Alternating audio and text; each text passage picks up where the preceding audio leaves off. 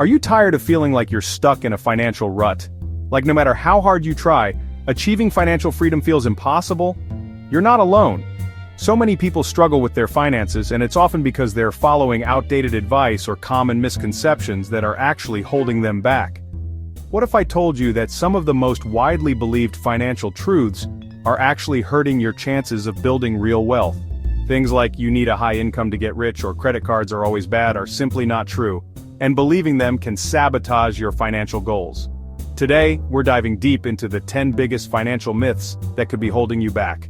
We'll break down why these myths are wrong, what you should be doing instead, and how to start making smarter financial decisions today. Stay tuned. Some of these might really surprise you. Let's be real, guys. How many times have you heard someone say, "If only I made more money, then I could finally get ahead"? This myth that you need a massive income to build wealth is one of the biggest misconceptions out there. The truth is, building wealth isn't about how much you earn, it's about how much you keep and how you put that money to work for you. I've met countless individuals with high-paying jobs who are drowning in debt and living paycheck to paycheck. You see, it all comes down to your spending habits, your savings rate, and your ability to make your money work for you through investing. Think about it, even if you're only earning an average salary, consistently saving 10 to 20% of your income and investing it wisely can lead to significant wealth over time, thanks to the power of compound interest. Building wealth is a marathon, not a sprint, and it's achievable for anyone willing to put in the effort and make smart financial decisions regardless of their income level. Credit cards. The mere mention of them can send shivers down the spines of some people. We've all heard the horror stories of people racking up mountains of debt and ruining their credit scores. But here's the thing. Credit cards aren't inherently bad. In fact, they can be incredibly powerful financial tools when used correctly. The key difference between credit cards being your worst enemy or your best friend comes down to one thing: responsibility. If you're disciplined enough to pay off your balance in full each month, credit cards can actually work in your favor. You can build your credit score, which is essential for getting favorable interest rates on loans down the line. Educate yourself on how they work, use them responsibly, and watch as they become valuable assets in your financial journey. For years, the world of investing felt like this exclusive club reserved for Wall Street hotshots and trust fund babies. But let me tell you, that couldn't be further from the truth in today's world. With the rise of online brokerages and micro-investing apps, investing has become more accessible than ever before.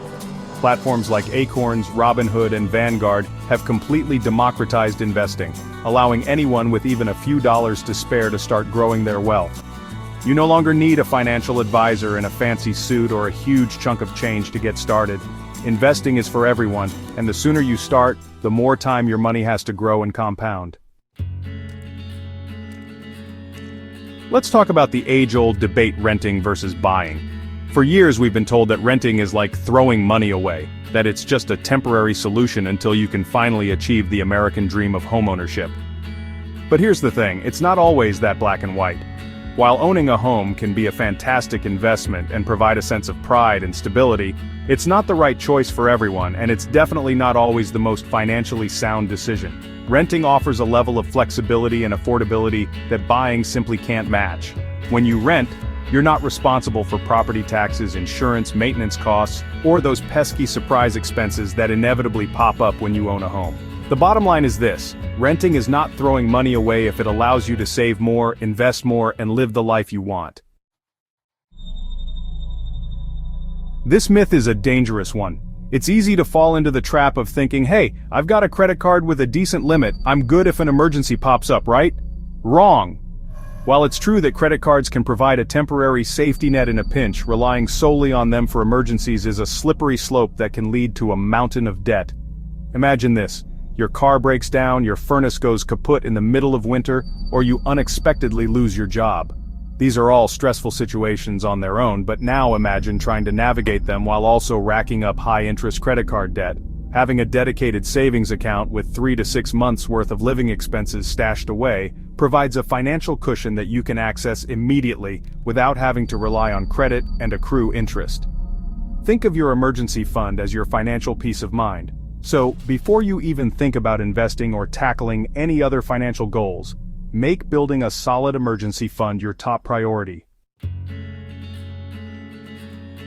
Debt has become a bit of a dirty word in the personal finance world, and for good reason. High-interest credit card debt, payday loans, and other predatory lending practices can trap people in a vicious cycle of debt that feels impossible to escape. But here's the thing, not all debt is created equal. Just like there's good cholesterol and bad cholesterol, there's good debt and bad debt. Bad debt, like we just talked about, is the kind that keeps you stuck and drains your finances. Good debt, on the other hand, can actually help you build wealth and improve your financial future. Think about it this way, a mortgage, while a significant financial obligation, allows you to invest in an asset, your home, that has the potential to appreciate in value over time. Remember, it's all about using debt strategically to your advantage rather than letting it control your finances.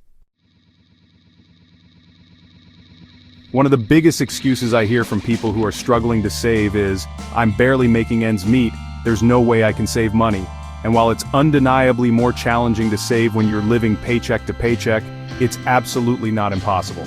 Saving money isn't just about having a surplus of cash lying around, it's about making conscious choices, prioritizing your financial goals, and finding creative ways to free up even small amounts of money to put towards your future. Start by tracking your expenses for a month. You might be surprised to discover areas where you're mindlessly spending money that could be redirected to savings. Even small changes like cutting back on eating out or finding a more affordable cell phone plan can add up to significant savings over time. Remember, building wealth is a marathon, not a sprint. This myth is a classic example of good intentions gone wrong. On the surface, it seems logical. Why wouldn't you want to eliminate all your debt before you start investing? After all, debt equals stress, right? While it's definitely wise to prioritize paying down high-interest debt as quickly as possible, waiting to invest until you're completely debt-free can actually end up hurting you in the long run, especially when it comes to low-interest good debt. If you're only focusing on debt repayment and neglecting to invest, you're missing out on valuable time in the market. The earlier you start, even with small amounts, the more time your money has to grow and compound, potentially outpacing the interest you're paying on your good debt. Create a budget that allows you to make consistent progress on both fronts. Retirement.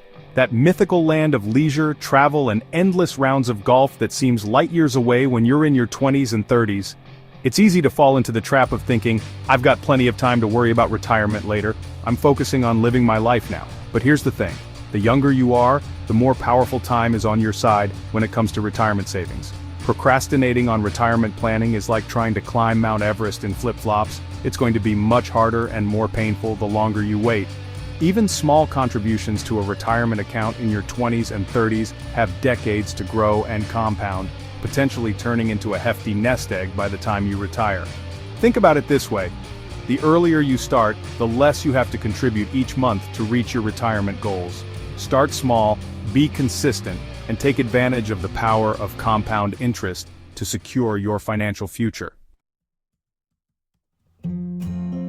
This myth is a classic example of misinformation leading to missed opportunities. It's true that the stock market can be volatile in the short term with prices going up and down like a roller coaster, but to equate investing in the stock market to gambling is a gross oversimplification that couldn't be further from the truth. Gambling is a game of chance. You're betting on unpredictable outcomes like the roll of the dice or the turn of a card. Investing, on the other hand, is a calculated decision based on research, analysis, and a long-term strategy. When you invest in the stock market, you're buying a piece of a company or a fund that tracks a basket of companies. Educate yourself, start small, and remember that investing is a marathon, not a sprint. There you have it. 10 common financial myths debunked. Hopefully this video has opened your eyes to the fact that achieving financial freedom isn't about following outdated advice or believing everything you hear. It's about taking control of your finances, making informed decisions, and building a solid foundation for your future. So ditch the excuses, embrace the possibilities, and start taking action towards your financial goals today. Which myth surprised you the most?